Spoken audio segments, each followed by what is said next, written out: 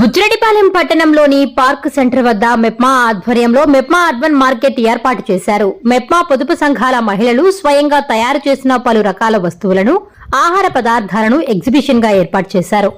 ఈ కార్యక్రమానికి ముఖ్య అతిథిగా నగర పంచాయతీ chairperson Morla Suprajamurali urban market ను పరిశీలించారు. మహిళలు స్వయంగా తయారు చేసిన వస్తువులను సందర్శించి కొనుగోలు చేసి అభినందించారు.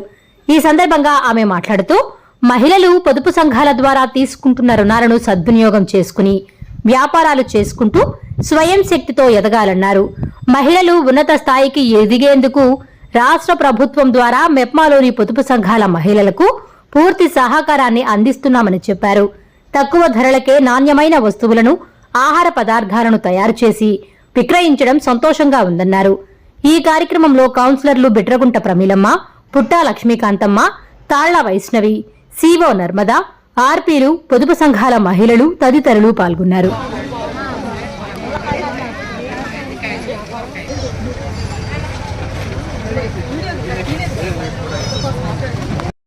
అందరికీ నమస్కారం.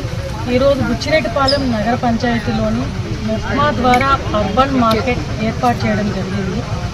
ఈ కార్యక్రమానికి విచ్చేసినటువంటి మొదటి కౌన్సిలర్స్కి, సిఓ నర్మదా గారికి, ఆర్పీలందరికీ ప్రత్యేకంగా కృతజ్ఞతలు తెలియజేసుకుంటున్నాను. మీడియా మిత్రులకి నా హృదయపూర్వక నమస్కారాలు. పొదుపులో లోన్లు తీసుకొని మహిళలు వాళ్ళ కాళ్ళ మీద వాళ్ళని నిలబడాలనే ఉద్దేశంతో ఇంట్లోనే కూరగాయలు తయారు చేసి పొదుపు మహిళలు అర్బన్ మార్కెట్లో ప్రవేశపెట్టడం జరిగింది.